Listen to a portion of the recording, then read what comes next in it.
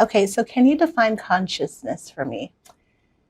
Well, there's a lot of definitions out there, but my Yeah. basic would be the idea of deep self awareness. And when I say self awareness, it's not only awareness of yourself and your Hmm. physiology and what you think or feel or believe, but also how that plays out in the world and how others are perceiving you. So I think we've all had experiences where we might encounter somebody who feels like they're the only person on the planet, right? They Yeah. don't have seem to have an awareness that other people might be impacted or influenced by their actions or their behavior. So when I look at consciousness, I really tie it to deep self-awareness, having that ability to know who you are, what are my values, what do I believe, what do I support, and also having the tolerance that other people have different ones, right? And that's okay. That Hmm. not everybody has to have the same shared beliefs, value system, structure. So it gives you that space to know who you are authentically, but also to grant other people the grace to be who they are. And that, even if it's not the same, it's okay. Yeah. That's why I love it so much because taking a dive into consciousness Mm-hmm. myself, there's so many benefits to it, Right. right? And in our lives, in our busy lives, it's hard to find time to align Yes. and find that place of awareness and, inner peace and, all of So those things that true. come from consciousness. Um, can you tell us more about awareness and how it's beneficial to the human being? So one of the things I have on my website, I have my 4 A's of success because I was a former teacher and I like really simple kind of things. Yep. And Mm-hmm. so I created this little wheel. For me, it's the 4 A's of success or consciousness, which the first one is awareness, right? You can't change what you're not aware of. So that Right. ability to tap in and say, okay, let's say I have a pattern in my life or something that keeps happening, whether it's relationships or career or job issues, friendships, where something keeps happening, and being able to stop and ask myself, what's going on here, right? Why do I keep running into relationships that don't work or friendships that seem to fall apart where I can't trust people? That's a point of awareness. But instead of getting mad and blaming people, stopping and taking that moment to say, well, how am there's takes two to tango here. So how am I Right. showing up and how am I attracting that? And I think so for me, once you have some awareness, you have to move into acceptance, which is it's not all them, right? There's an aspect of me that's playing in this game. And so I need to own the part of that I can change. Mm-hmm. Right? I tell people all the time, we have no power to change anything out there. Right. The only thing you have the power to change is you. And that means taking an honest look at yourself sometime and asking yourself, well, how am I showing up? How am I engaging in this game that I keep ending up in a situation maybe that I don't like the outcome, right? And then once we have acceptance of that, we don't hide from it. We don't push that shadow side down and say, oh, that's not me, right? Once we accept this is an aspect of ourselves, then we have a choice point. Now we have a space of where we go action. So we have awareness, acceptance, action. And action, I always say, is that place where you get to make a choice. You can either keep doing Mm. what you're doing, or you can say, what do I need to do differently Mm-hmm. in order to get a different result? And most of the time, that's going to be some internal, how do I think about things? How do I look at things and reflect on things a little differently? Once you do that, then we go up on the wheel to achievement. We get a small shift. So Okay. to give you an illustration, I had a client recently. He's a younger person from the 20 age group. And he's really, really unhappy with the world right now. Okay. Really frustrated. Mm-hmm. And he has a tendency to be angry at everything. And so when I was talking to him, I said, well, give me an illustration. He's like, well, I hate coming back home to Florida because then I see all these people from high school. And if I see them, I just feel like yuck and I don't want to hang out there. And I just do everything I can to avoid them. Mm-hmm. I said, that must take a lot of energy, right? Yeah. A lot of energy to be that angry. And then you go out of your way to avoid them or try not to be in social situations where they might be. And he's like, yeah, it's miserable. I don't like it at all. So we did some of the NET work. We'll talk about that in a little bit. But Okay. what happened was he came in the next time and I said, well, were there any notable shifts? And he said, well, yeah. He said, first, I realized that we talked about the fact that me being angry really hurts me, right? it drains me. Mm-hmm. It's really not doing anything to them, right? Yeah. And that was a big aha for him. So there you have some of this acceptance that it's my anger that's feeding this drain to my energetic field, and I have an option to keep doing what I'm doing, keep being mad, or perhaps learn something different, shift something here, and have a different experience. So he said it was interesting because I went to the coffee shop. And he said, and as I was getting ready to walk in, I saw these people inside that I know. And he said, and my thought was, oh, I'm going to turn around and leave. Which he said, that's normally what I would do. I would avoid them. But then the next thought that came in was, well, just go. Just go get your cup of coffee. You don't have to say anything. You don't have to sit down and talk to them. Just go get the cup of coffee, which he did. And then he said it was kind of like no big deal, right? So there's that choice point where he had an action opportunity where he could have walked away and just avoided the people that he would normally have avoided. Can I ask you a question about that? Mm-hmm. What's the difference between the first reaction and the second reaction? The difference for me is that we had adjusted something on the nervous system. So he had what I call a trigger. And the trigger is kind of like a mental belief system that says, I can't stand these people, I can't talk to them, I can't be around them. So his natural reactive place would be to avoid them and be angry. Right. And so by using the NET approach, what we did is create space, I call space in that nervous system, for you to realize you can do that. That is an option. You can walk away and avoid them and just be angry. Or you can choose a different response, which is, let me walk in here and just see what happens. And let me go through this process, which he did. And then he was kind of surprised that he said it was really kind of a no big deal, which most of the time it is once you build things up in your head. Yeah. And then it's like, it was kind of simple. And then he shared one other one where he would normally, while driving, get really angry when he's behind slow people. And he said, normally I might shoot him a bird or cuss him out. And he said, and I was getting really angry, but then I was like, it's not worth it. Again, going back to, because my point to him always is, who are you hurting with the anger? You're not hurting them. Yeah. You're hurting you, your physiology, your hormonal changes. All that becomes super large energetic drains that hurt your physiology. And can I say something about that? Mm-hmm. So when someone expresses anger or frustration or hate, yes, more so hate. Yes. I think for me, when I was younger, yeah, when I expressed hate, right, or anger towards someone, I felt something on the inside go, kind of shake me and say, stop what you're doing right now. Right. Can you tell me about that? So, well, I think that's a huge piece of awareness right there, right? I think we have that, but a matter of whether or not we tune into it or listen to it is a whole nother matter. So what I call your higher self, if you want to call it your soul, your higher self, whatever you like to refer to it. Yeah. It's like, it's letting you know the choice you're making right now is harmful to your physiology. It's harmful to your well-being, because what we do know from like studying heart math, one of the things we look at is when people are in frustration, anger, hatred, any of those, you're releasing so much cortisol. It's not like it just blasts out into your physiology and it goes away. It stays in there for a long time. And it's influencing so many biochemical reactions. Your hormone panels are influenced, your endocrine system is influenced, everything becomes influenced, and you're literally energetically depleted. So that's why it's so hard often when people, let's say if they're going to a job and they're angry or they're frustrated, now they don't have mental clarity. They aren't able to perform very well. They're just really struggling to overcome the anger or the frustration. Yeah. And so they can't really be present and do the job they're being hired to do. Yeah. And they'll talk about how tired they are, how stressed they are, how they don't have any motivation, or they just don't see any point anymore in what they're doing. They just lose that motivation. And so it becomes a distraction. It becomes a distraction, and it's a depleting one, right? Yeah. And it's so, this world is so, it's coming at us so fast.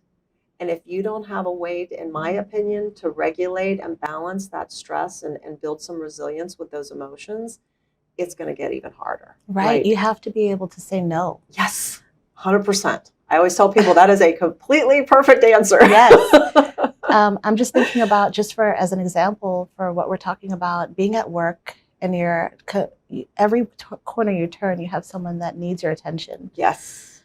And sometimes when you turn that corner, you just don't have the attention to give. Right. And it's okay to say, I'm going to take my break right now. I need my break. 100%. I was on break the other day, and someone wanted to talk about work during my break. I said, I can't right now. I will talk to you right after. I would love to help you. Yes. However I said it, Yes. but I would love to help you later. Right. Right now, I just need my minute. That's beautiful. And I try to work on that with people so often. It's that ability to set healthy boundaries. Yes. There's a great book, I'm blanking on the author's name, but the title of the book is called Essentialism, excuse me.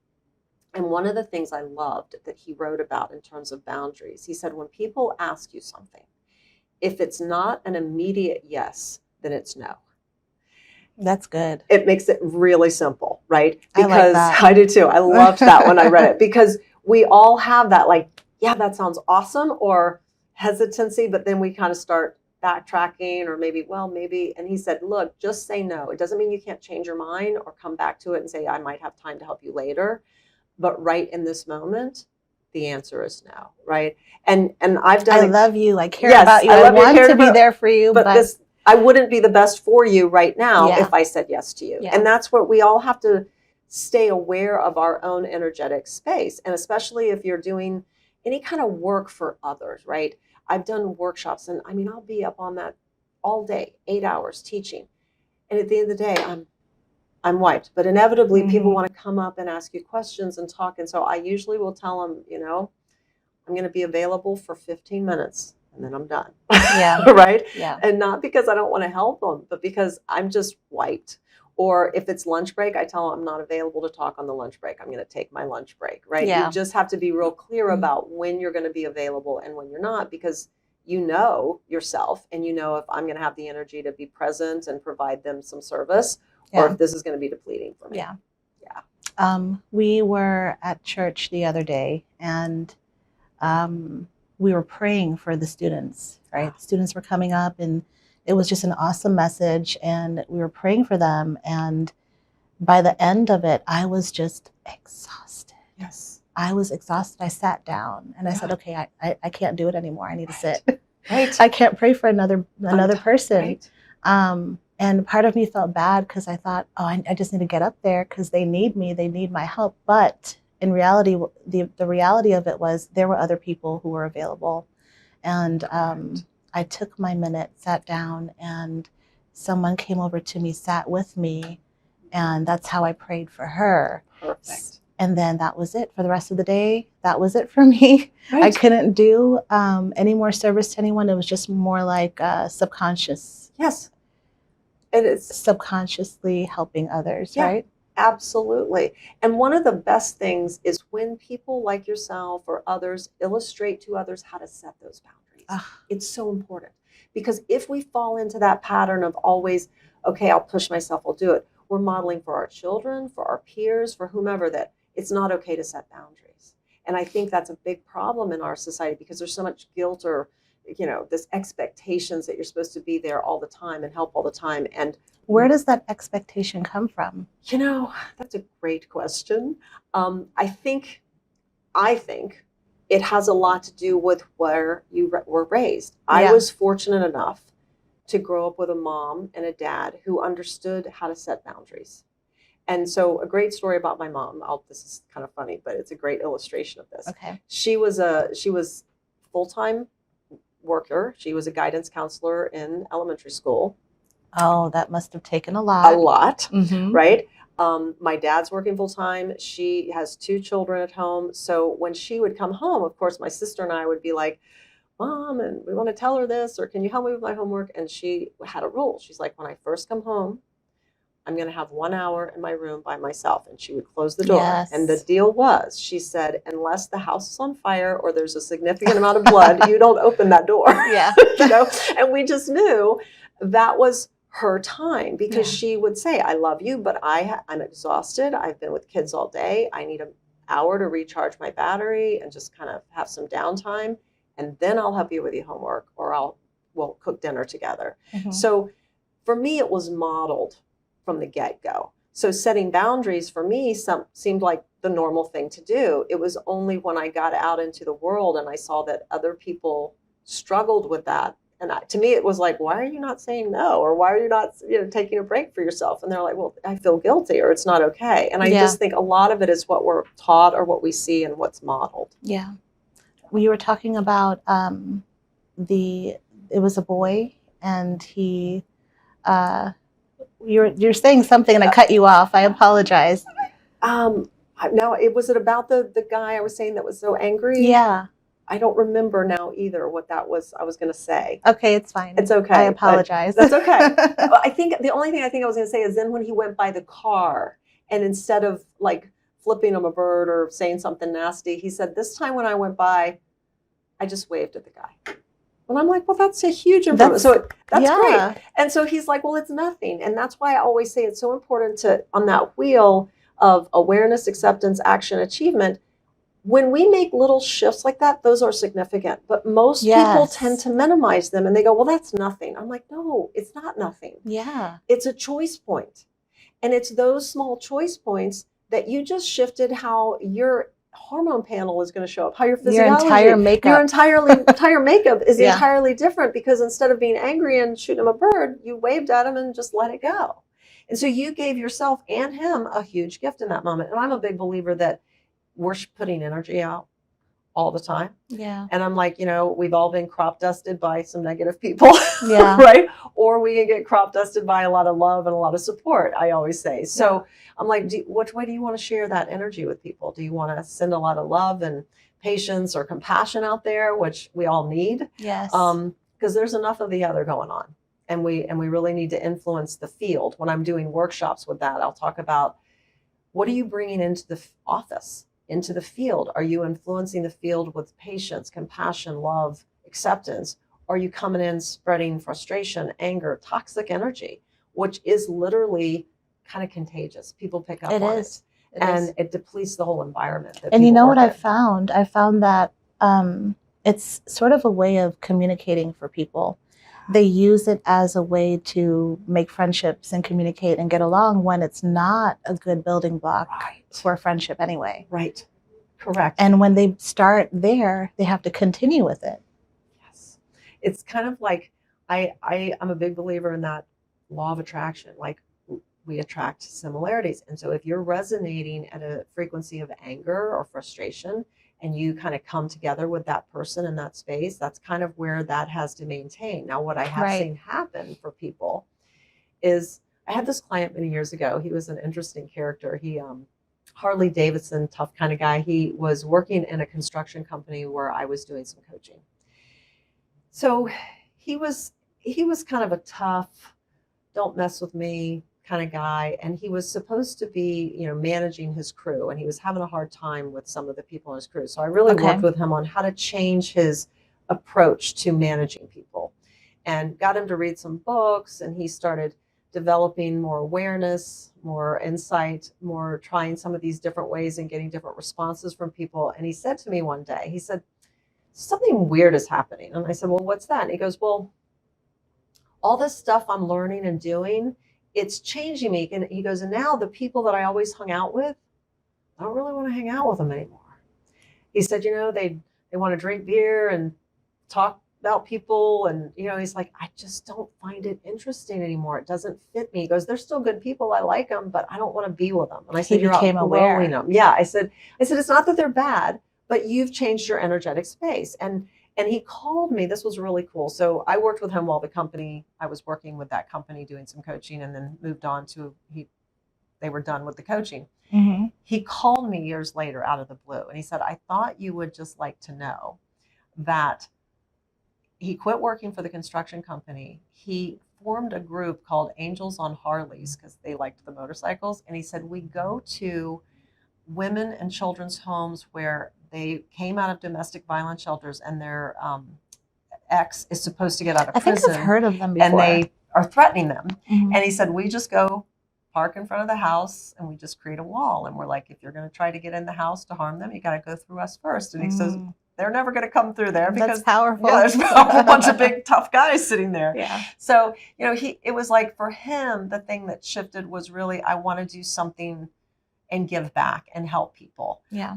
Because that wasn't the world he had come from. He had come from some pretty rough beginnings himself. Okay. And it gave him a way to shift and give back in a different way. Wow. Yeah. That's amazing. It I was think neat. I've heard of them before. Yeah. Are they pretty big? I think they're pretty big, and he has his own little group that they do it now, and so he was really happy, doing well in his life, and just had just really transformed who he had been and what he'd been doing, and shifted gears completely. I mean, he used to be like, oh, I like to go, drink alcohol and smoke on the weekends, and he said, now I like to get on my Harley and just ride in the country. That's like my church. I get out in the on the road in the forest and just breathe and look at the beautiful trees and the sky. And he said, it just changed my whole approach to life. I really think that's where the power is. Yeah. Right? For sure. Because there's a lot of power going around, Yes. and people are looking to use their power. Mm-hmm. And in the beginning, they don't know how, and they try to find ways to do it. And in the end, Right. that way does not lead to Correct. happiness. Correct. Yeah. I mean, I've always said one of my biggest messages has been how to help empower people, right?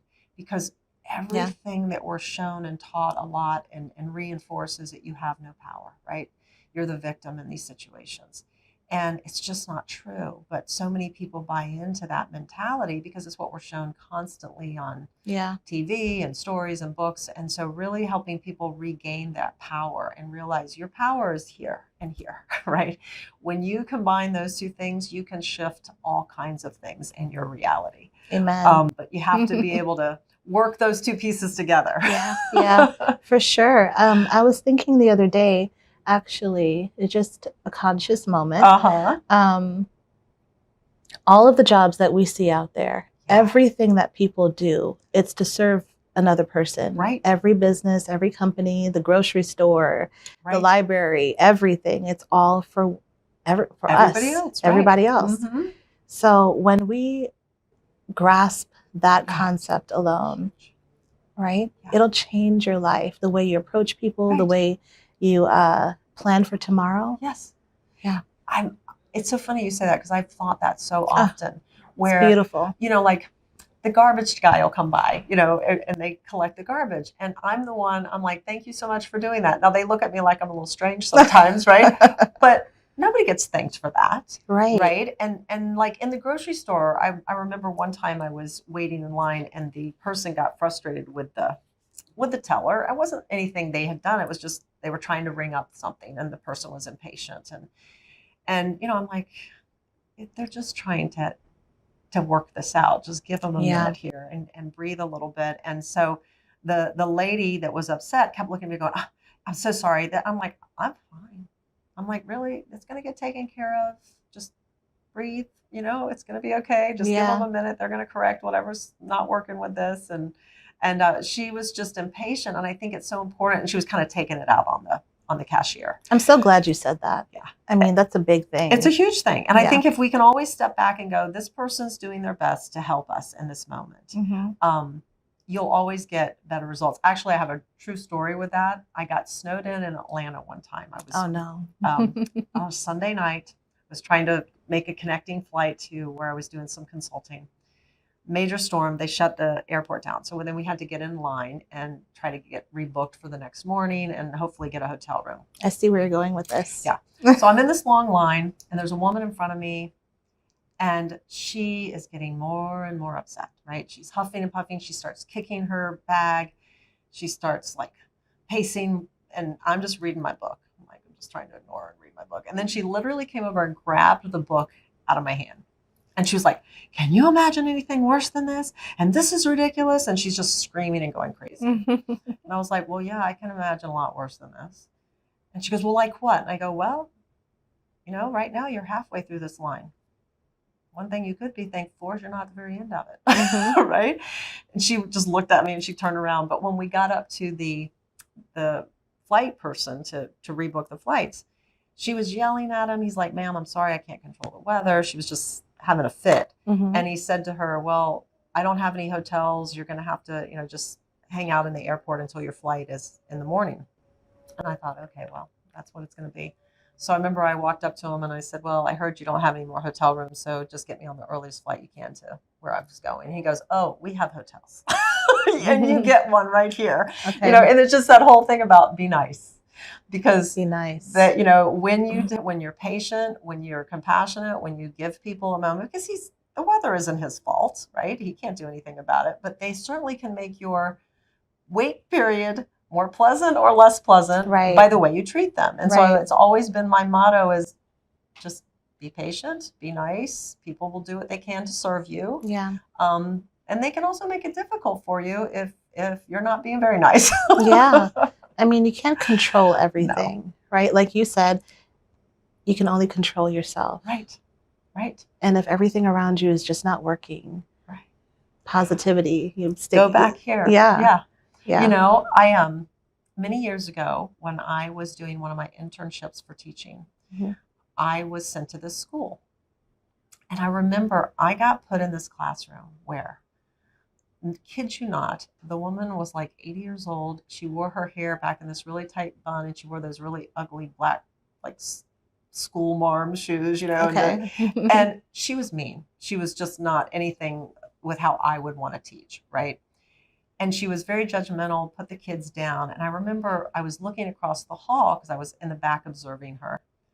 And my friend, who was also doing an internship, is in this bright, cheery classroom with this really awesome teacher. And I'm sitting there thinking, why didn't I get a classroom like that? Like, why did I get stuck with this woman, right? Yeah. And I remember I'm like, I had a whole semester to go. And I remember I said to myself, I said, okay, Traci, you've got to find a way to make this work for you. And I said to myself, what can I learn in this situation? And I said, you know what I'm going to learn? I'm going to learn everything that doesn't work and how that influences these kids and their behavior and their performance. And I still remember that as one of my best internships because I gained so much awareness from watching what I called very ineffective choices of how she classroom managed these kids and how that played out in terms of their behavior, their performance. And so I always go back to that as really the one that stands out as really powerful. But I had to make a very conscious choice. I said to myself, you're either, you know, if you're not going to dread this and hate this whole semester, you've got to find value in this somehow. Yeah. So it was just, let's look for what doesn't work. Let's learn from it. Let's influence where we can to bring in some new thoughts or maybe ideas for this teacher. And it turned out to be a really good at learning experience. And I got through the semester. It takes one person, like yourself in that situation. It takes one person to make the change for multitudes, like the Bible says, right? If you're the one person and you tap into that consciousness and you say, okay, like you said, what can I do to make the change? How can I be the one, right? The change maker. Those ways will come to you. They come right away. Yeah. And it lightens your load. I didn't feel that dread feeling about going into the school. I always was looking forward to it because I knew I could influence and help the kids in some capacity. It gave you purpose. It gave me a purpose. And that's sometimes people struggle because they're like, well, my situation is bad. And I'm like, yes, I'm not arguing their situation isn't bad or difficult. But how you think about it here and how you align with it here is going to be the way you can get through that and make it have purpose. I think it's Oprah that likes to say, make your mess your message, right? Okay. And I always loved that. Yeah, she always says, make your mess your message. And I always thought that was a great little reminder of we all have challenges. Yeah. But we can learn from them, we can grow from them, and we can become more influential in the future with future situations we might encounter. And it reminds us of how powerful we are if we just get our head in the right place. Right. When we're approaching other people, knowing with that in mind, knowing that everyone is going through something. Yes. Their best may not look like the best. Right. 100%. Their best may look a little crazy and chaotic. Right. So when we have that in mind, oh, they may be going through something just as I am. It may not be as bad as what I may be going through, or it may be worse. Right. If we can just love one another and find a way to get along and use consciousness to bring that together. Right. How is she feeling? How am I feeling right now? Right. How can we connect? What is the negatives here? What are the positives? So for all of the over analytical people out there, Yes. it can be difficult It because can be. when you become conscious, you think about everything. What are they feeling? How am I feeling? I'm not comfortable right now. Are they comfortable with me? Right. It can go on and on and on. How can we make it easier for ourselves to be the change, be a conscious individual out there? Um, can we be more conscious, but make it easier on ourselves because we can beat ourselves up? Yeah. It's a very true point, right? And I think there's a couple of things I look at with that. Number one, I always tell people we're doing our best even when we're not, right? We can only operate from the level of consciousness that we're at a given point in time. So people might look at others and go, I don't get why they don't get that or how that hurts people's feelings. I'm like, well, they don't. And instead of being mad about it or mad at them about it, let's accept that they don't see it. They don't get it. They're not, instead of creating some story that they purposely want to go out there and hurt your feelings or be mean or do all these things, because stories become, we create stories around people's behaviors. And most of the time, those stories are that's really highly good. inaccurate. Yeah. Right. And so sometimes I have people break down their story. And I'll give you, this is a great illustration of that. I was coaching a real estate agent one time, and she had a client. And she was so mad at this client because she's like, he's such a pain.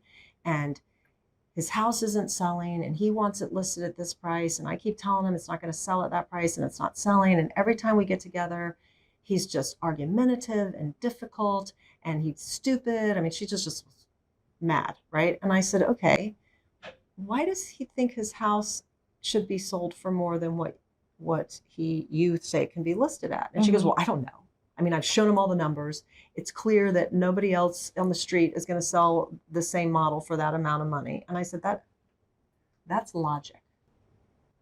I'm asking you, why does he emotionally want to sell the house for more money? I said, this has nothing to do with logic, and you can put all the numbers and facts in front of him and it's not going to do anything.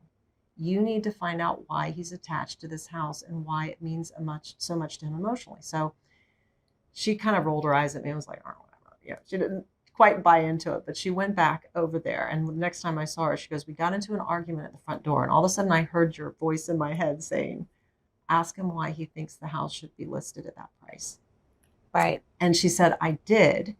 And he said, well, come here, let me show you. So he brought her into the house, and it turns out he had been a carpenter. He had built the staircase. He had done the railings. He had done so much hand-tailored custom work on all the woodwork. And now she started to see why he felt like the house had so much more value. And so she said to him, I now understand. And she said, all of your work is so beautiful, and I wish that it would translate into being worth the money that you want to list it for. But unfortunately, it won't. She said, so here's my recommendation. Take the house off the market and wait till it can come up to the price you want, or sell it. If you really want to sell it, you're going to have to sell at this price, because even though the woodwork's beautiful, it's not going to change the value. And he goes, that's all right. We'll sell it for what you say. Right. And so, but she had this whole story about him just being obstinate and difficult and a pain in the butt. And I'm like, all behavior has a reason. I tell people this all the time. Yes. Nobody's acting some way for no purpose. And if you slow down enough and get curious and start asking, tell me why. Why? Tell me about your story. Tell me your experience. You will get a big aha. And that's when you usually find those ways to move forward together. Yes. Right. But we have these stories, and I challenge people on their stories quite often, because I'm like, well, what's your storyline on that? And how do you know that's true? Well, I don't know. I mean, that's just obviously. And I'm like, have you ever asked them? Have you ever talked to them? Right. Yeah. And I think we have to be willing to challenge ourselves and say, that's what my brain wants to tell me, to try to explain or justify that person's actions or behaviors. But the reality is, I don't really know. And maybe there is some real trauma or pain or challenges going on in their life that I'm not aware of. And maybe it's not about me at all. And most of the time when they do go host those conversations, if they host them, they discover that it has nothing to do with them. The person was having some challenges at home or a bad day, and then they end up figuring out that they actually can get along. Yeah, I think it goes back to us wanting to have a story, like you said. We want to Yes. understand the person. Right. We want a conclusion. Yes. We want an ending to, Yes. you know, this person. Okay, this person is this, that, and the other. I've put them in the box. Right. Right. We like things in those neat and tidy little boxes because it makes us feel safer, or like I understand this, or I know. Right. And I'm like, yeah, but that's limiting. Right. And it's only keeping you frustrated. It's not really solving your problem. And so we have to be willing to I always tell people, get curious. Just get curious. Start asking to understand. And be okay with change. Yes.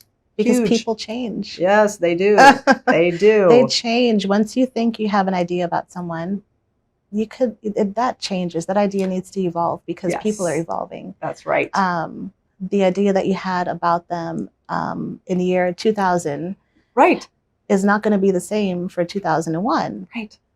It's so true. Right. Yeah. You know, I'm sure people can relate to this. Maybe they had an experience or somebody in high school where they thought the person didn't like them or it wasn't. And then they go back to the high school reunion and they have this great good example. Conversation. And they're like, oh, this person's so cool, but I always thought they didn't like me or we didn't like each other. And it's like, then they realize, oh, we're really not like that, that we actually do have a lot in common and we do get along. And so people have experiences like all the time. So it illustrates that people do change and we grow up and we evolve and we understand things differently. And I always say, give people grace, give yourself grace. You know, we're all trying to figure it out. Yes. we don't, none of us have it completely figured out. We're all trying to figure it out and we're all doing the best we can. And some days we do a little better and some days we might not. It's not, you know, it's not 100%. Some days we're up, some days we're a little down. You just have to kind of work with, where am I today? Yeah. Just love one another. Yes. Just love 100%. One another. Offer that love, offer that compassion. It is a super powerful healing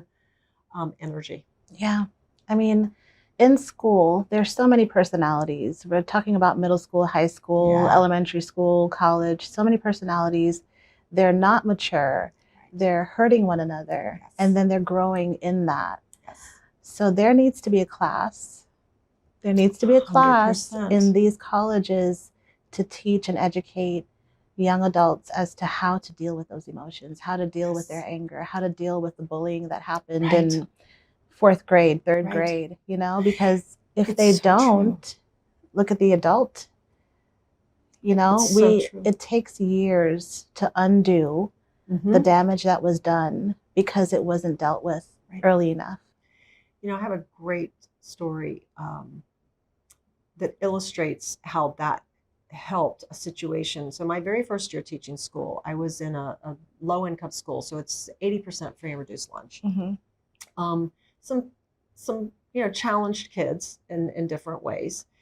And I was 2 months into the year. So about the end of October, the principal says, hey, I'm going to shift this other child into your room. I didn't think anything of it. I said, okay. As I'm walking back to my classrooms, other teachers start saying, did she put so-and-so in your room? And I'm like, yeah. And they would just look at me and shake their head. I'm like, okay, I don't know what that means. And I'm one of those teachers, when they give me student files, I throw them in a file box. I don't read them because I want a blank slate. I'm like, let me just discover who these kids are, right? So turns out this child, first day he was great. Second day, he really threw a major temper tantrum to the point where he tried to stab another kid, and I had to physically restrain him. And I gave him a choice as I'm sitting there with him. And I said, you may not hurt anybody in the room or yourself or me, but you can go kick the beanbag or you can go kick that tree outside my front door. And so he said, well, I'm going to kick the tree. So he went out there, he starts kicking the tree, and gave him a way to kind of release a little bit of his anger. And then I just told the other kids, follow me. And I walked him up to the principal's office and I said, he needs a timeout. And when he's calm, you can send him back. What I knew is that the other kids were terrified because they'd never had a child act like that and get that violent. Yeah. So I'd been in the middle of a math lesson. So I had awareness enough to go, if I go back in there and pretend like none of this just happened, these kids are traumatized. Yeah. So I said, let's talk about what we just experienced.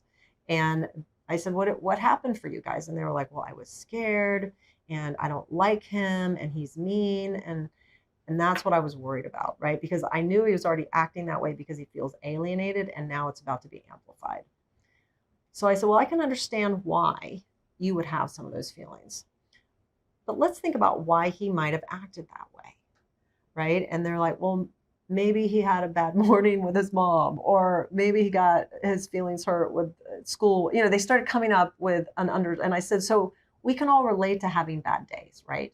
And sometimes when we have bad days, we make poor choices about maybe how to handle ourselves or how to act in a situation. And they were like, yeah.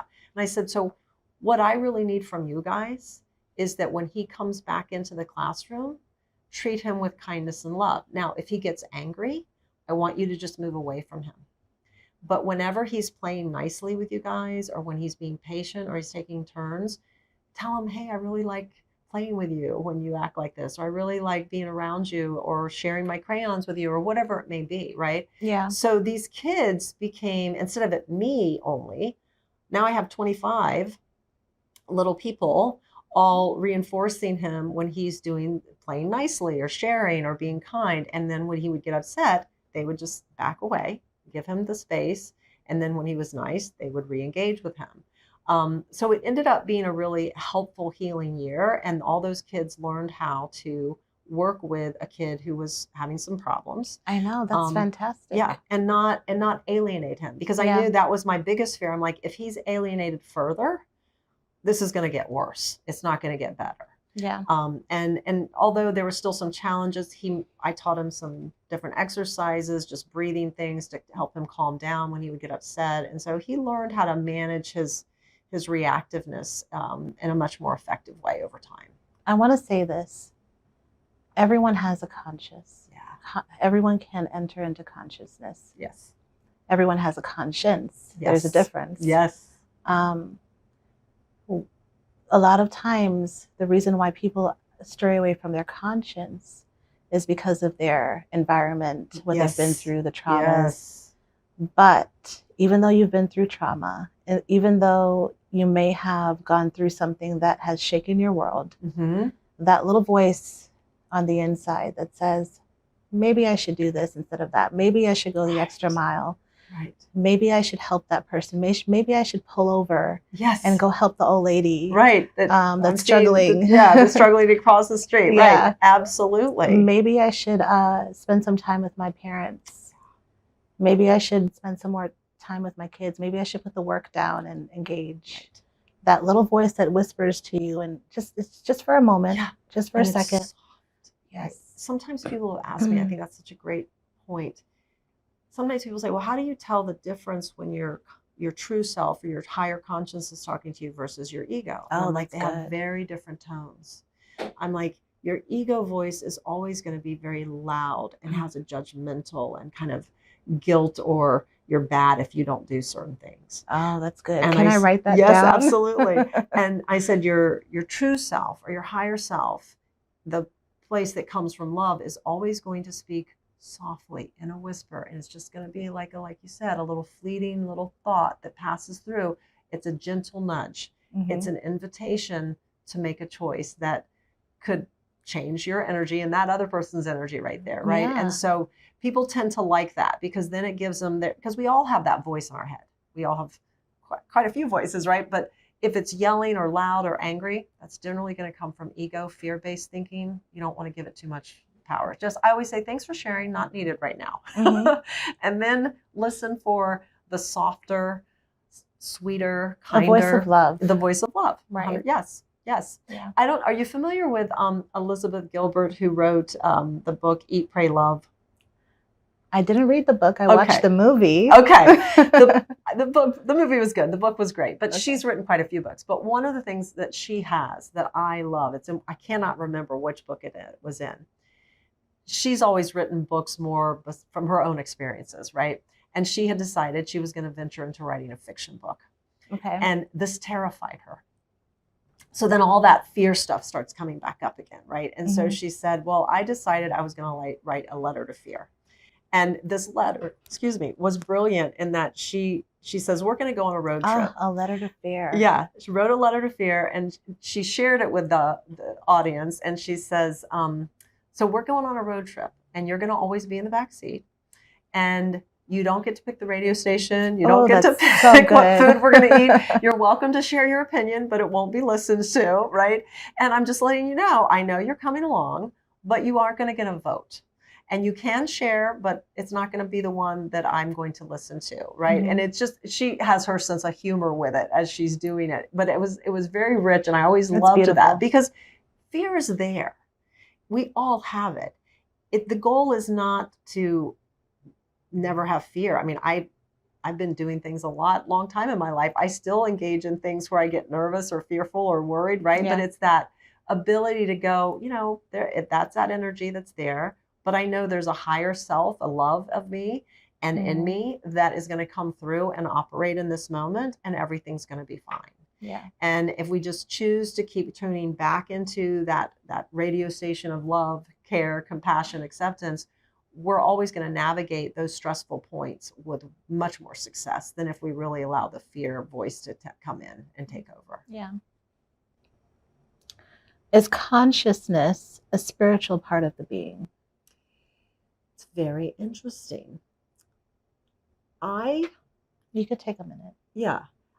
Well, probably the way I need to break that down a little bit is, I'm a big believer in that if you understand your physiology, you have a much better awareness of how to navigate and tune into consciousness. So when I teach people about their brain, I've studied a lot of neuroscience, and I usually break the brain into 4 brains. And basically, so the neocortex, which would be your left and right hemisphere, I call the mental brain.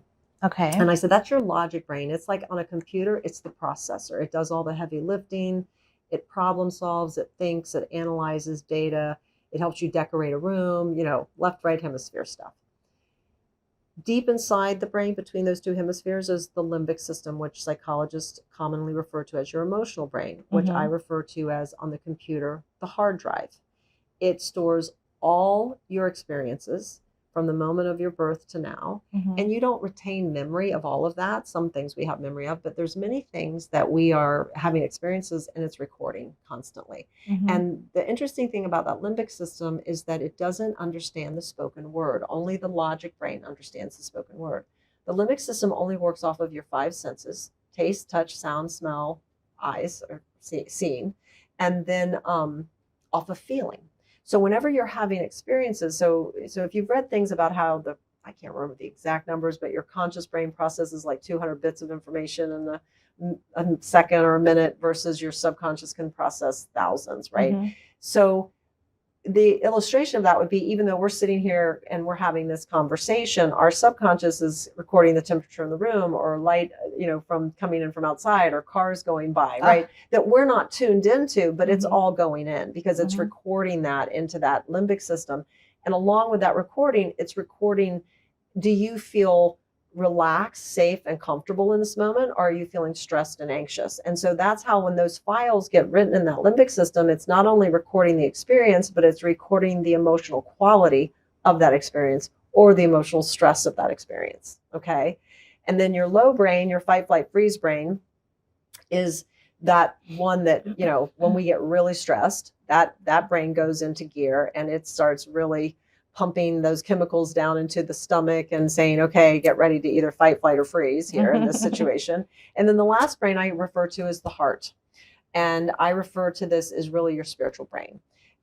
What most people don't know about the heart is that 90% of the information that is going to the brain is coming in from the heart. A lot of times they thought the heart was like any other organ. The brain's running it like the liver, the kidneys, it's regulating it.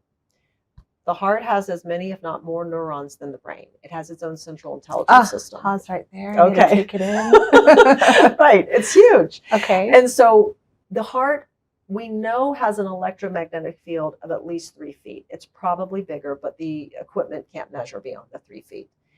That electromagnetic field, we're always tuning into when we walk into a place, right? We feel that energy right away. Is this feeling good? Is this feeling like a safe place? Or is this feeling like, oh, maybe something's not quite right here, right? So we're constantly tuning into that field. That information is coming into the heart, and it's sending that information up to the brain to try to figure out how to deal with it. So that's always a surprise to people. And one of the things I tell people is, in our culture, unfortunately, this brain speaks to us through the language of intuition or gut feeling. And so we've all had those experiences, but we tend to override it and go back up into the logic, because people will challenge and say, well, that's stupid, or how do you know that? Or why would you do that, right? And sometimes we don't know. We just have a feeling that I need to follow this path, or I need to go talk to this person. And our logic brain comes in and goes, well, why? You don't even know that person, but there's something guiding you. And often our culture has had us shut that brain down because it doesn't make sense, right? And I'm a big one of saying, you've got to drive from here. Listen to this. That's that soft voice. It's that purpose. It's what's guiding you. Then don't always try to overanalyze it. Just go take action and see what comes, because it's going to guide you in a direction. Consciousness, I think when you start to understand what each of those four brains do, and you start to navigate off of, what does my heart really want? What does my heart direct me to do? Then use the other part of your brains to figure out how to build that, right? And so I think that's how you tap into that consciousness within yourself. And yes, I think whenever we're in deeper alignment with who we really are, we are automatically connected deeper to our spirit and our spirituality, right? I commonly or frequently say, we're spiritual beings having a human experience. We all came from the same place, and we're all going back, right? At some point. Yeah. But we need to listen from here and use that to go out and influence our choices in our world. And this is a great tool. It's very smart. It helps us do a lot of things, but it's not necessarily the best at helping us figure out our passion. Right. That always comes here. Right. Yeah. You said it. You said it. I wanted to tie in the Bible and consciousness. Okay. So I did some research, and I was trying to find, scriptures that talked about consciousness, but there weren't any that said specifically the word consciousness. Right. There were stories. Yes. Right. Yes. And the first story was the story of Adam and Eve, the first story in the Bible. I thought that was fascinating. The story about how Eve, they were children. They were childlike in the Garden of Eden. Yes. They did not think negative, evil, unhealthy thoughts. Right. And that one act of disobedience, eating the apple, right, opened up her consciousness. Right. No, I love stories. Jesus taught through stories. Yes, Jesus taught through stories. And I'm a big believer that stories, people can relate to them. They engage people. And when they can hear about another person's struggle or their ability to overcome a struggle, right, it helps them realize that, well, wow, if somebody could do that, I could probably do that too. I could figure this out. And I do think there's many illustrations through story in the Bible about that consciousness, right? That it's kind of like that moment where there's the awareness of there is good and there's bad, right? And we have choices to make. And you have to be able, one of the things I frequently hear, and I'm trying to think of where I hear this in what spiritual, but they're like, really, darkness, or what we would call evil, is just the absence of light, right? It's like it's fallen out of the light. It forgot that the light is there. And so our job a lot of times is to help recall the light, right? To bring awareness that there's light here, there's love here. And so sometimes if you encounter somebody who's really not acting in a loving, kind way, it's easy to want to judge them, to hate them, to dislike them. Yeah. But a lot of times I try to remind myself, like if I see something on the news, I'm like, they've lost the light somewhere. Circumstances, things have happened, individual experiences have come along where they've just been almost brainwashed, in my language, just into like believing, Eve. Yes, just like Eve, that there's no good here. There's nothing worth or loving, or there's no salvation, right? And that's really hard when somebody falls into that place. I always find it, if I have clients that believe in something, some higher power, whatever they want to call it. Yeah. I always find they heal much faster than if I have clients that it's like, there's nothing. There's just nothing. Yeah. Right. And that would be, I always think that's got to be a really scary and difficult place to live. Mm-hmm. If, you know, if you just don't believe there's anything but this, then it's kind of like, what's the point? Right. Yeah. And I think that I've always just seen that the ones that have some kind of belief system, some kind of spiritual practice, find a way to maneuver through these challenges with more success than those that are really struggling to find a belief system or to find a spiritual roadmap, so to speak. Can I just read the scripture? Yes, please. I would love, because yes. I read it and I just thought this is perfect for this. So it's Genesis chapter 3. It says, now the serpent was more cunning than any beast of the field which the Lord God had made. And he said to the woman, has God indeed said, you shall not eat of every tree in the garden? And the woman said to the serpent, this is I have to say it right. There's conscious and there's conscientiousness. Yes. Mm-hmm. Right? Conscientiousness is knowing good from wrong, right. Good from evil. Consciousness is being aware. Aware. Correct. Yeah.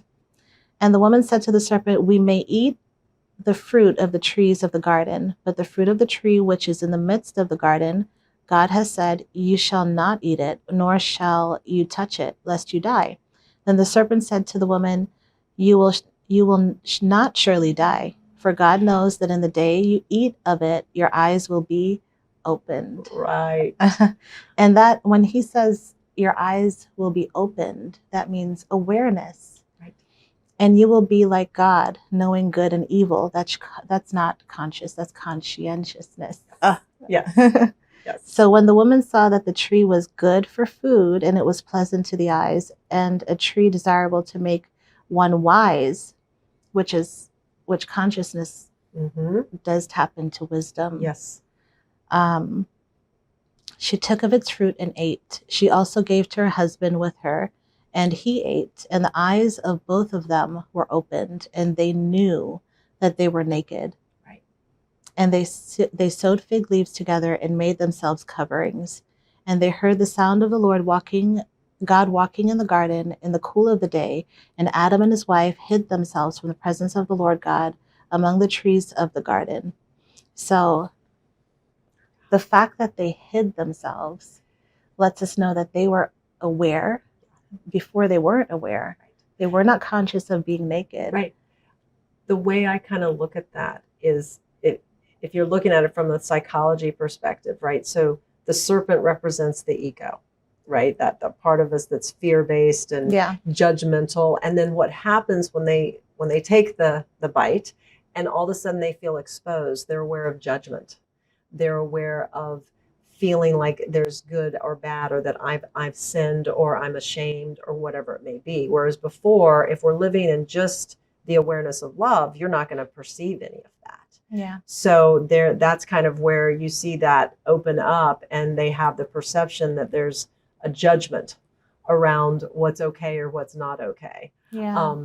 And so, and I think that's the thing that we're constantly in this day and age being exposed to things that it's so easy to just cast judgment on it. The hardest thing to do is to refocus it with love, right? Is to step back, and instead of saying, okay, that makes me so mad when I see that or when I hear that.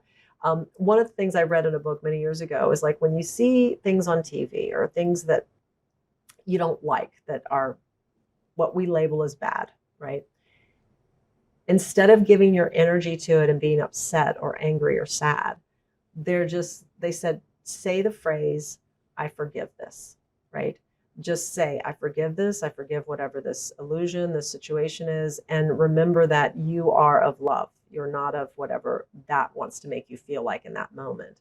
And I always found that a very powerful, helpful tool, just to send a forgiveness and love and just move on from there, right? It's like, don't sit there and focus on it. Don't overanalyze it.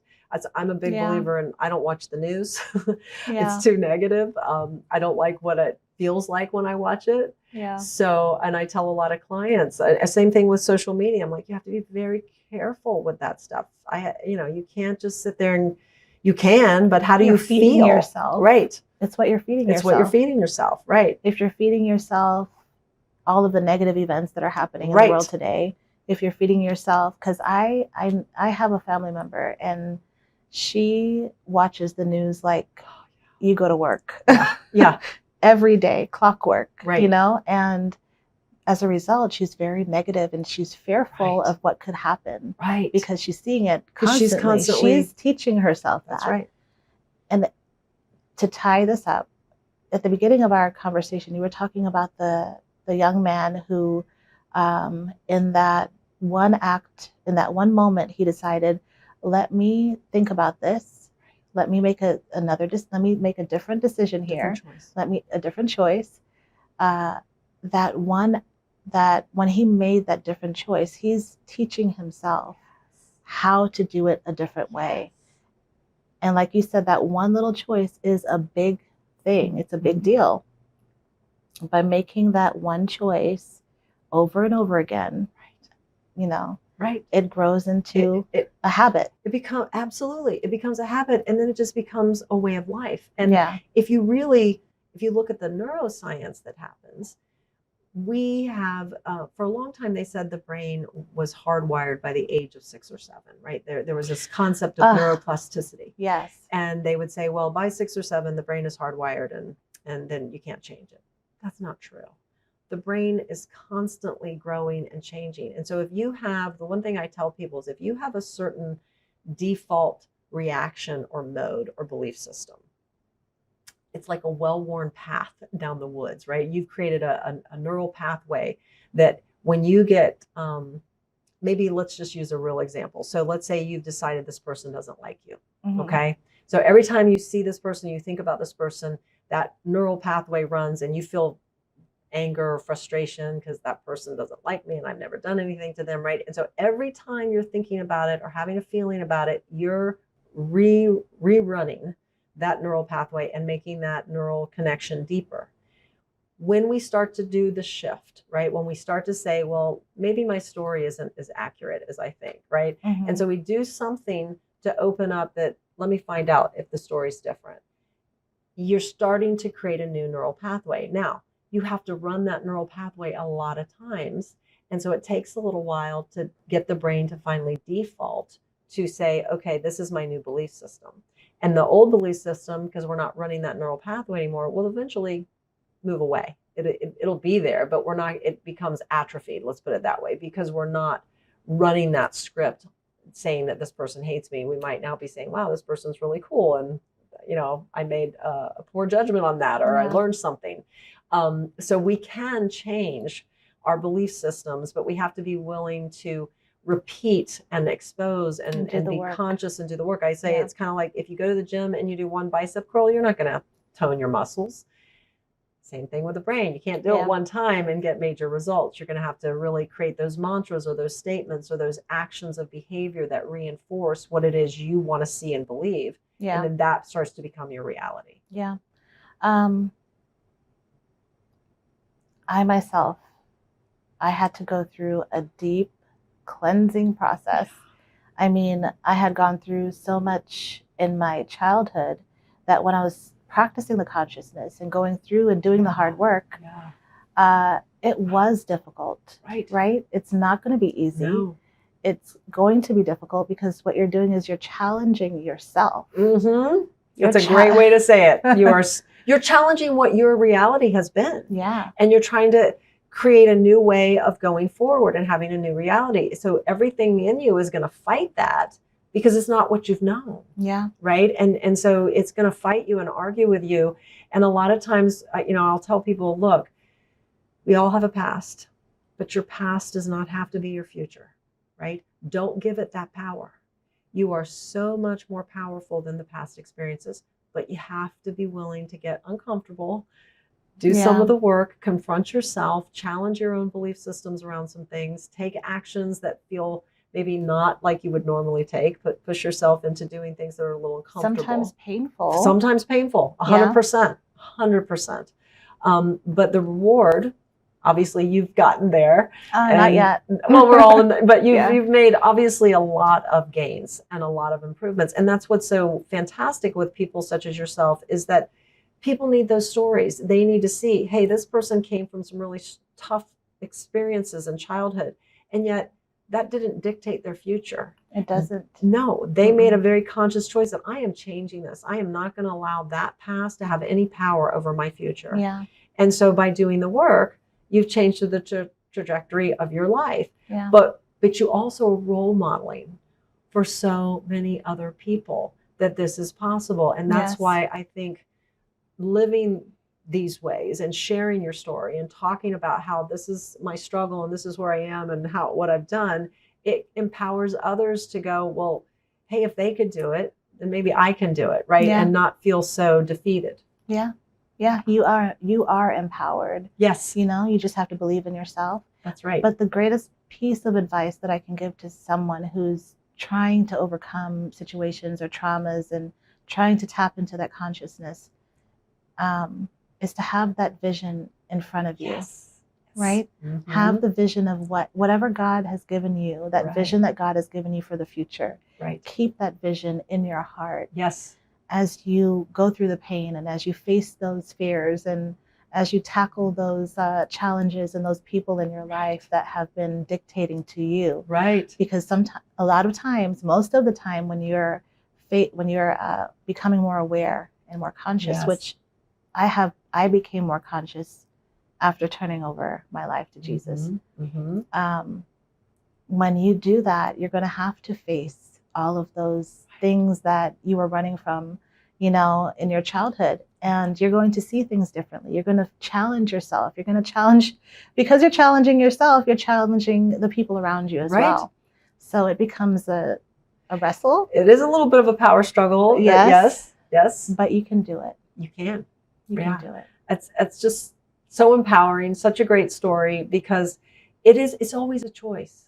I tell people all the time, we're making choices sometimes A daily choice. every day.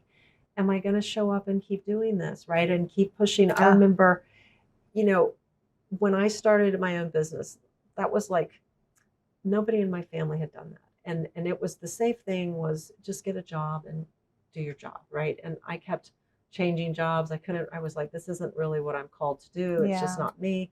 And so, but there was tremendous self-doubt that I would have to confront. And I remember I did what I called gratitude walks. So where I lived at the time, there was a boardwalk out on a canal. And so I would go out there at night and I would feel stressed or worried about the future and can I get clients and can I do this? And I would just walk this boardwalk. It was about a half a mile down and half a mile back. So it was about a mile total. And I would just start out saying, okay, what are all the things I'm grateful for today? And sometimes it was as simple as it's a beautiful sunset or there's a beautiful breeze or, my mom called and it was great to talk to her. And, it was just remembering there's so many good things in my life. And then those thoughts that would want to tell me you can't do it or you're not enough, I would just change them into I am enough and I can do this. And I may not see exactly how it's all going to work yet, but I know it's going to work. Yeah. And just running those scripts to empower myself. And that's what I talk about in terms of you have to be willing to just tell yourself these things, even if it doesn't feel true yet, because eventually it will be true. But you have to be willing to walk in that space of in faith. Yeah, absolutely. In faith going, I know this is going to happen one day, not sure when, but I'm going to keep believing it. I'm going to keep, working towards it. So yeah. It's going to be scary, but it's also hugely rewarding when you get there. It is. And thank you. You're Thank you for coming out and sharing all of, we were supposed to discuss NET and heart math. But we went on a whole nother path. It was awesome. Yes.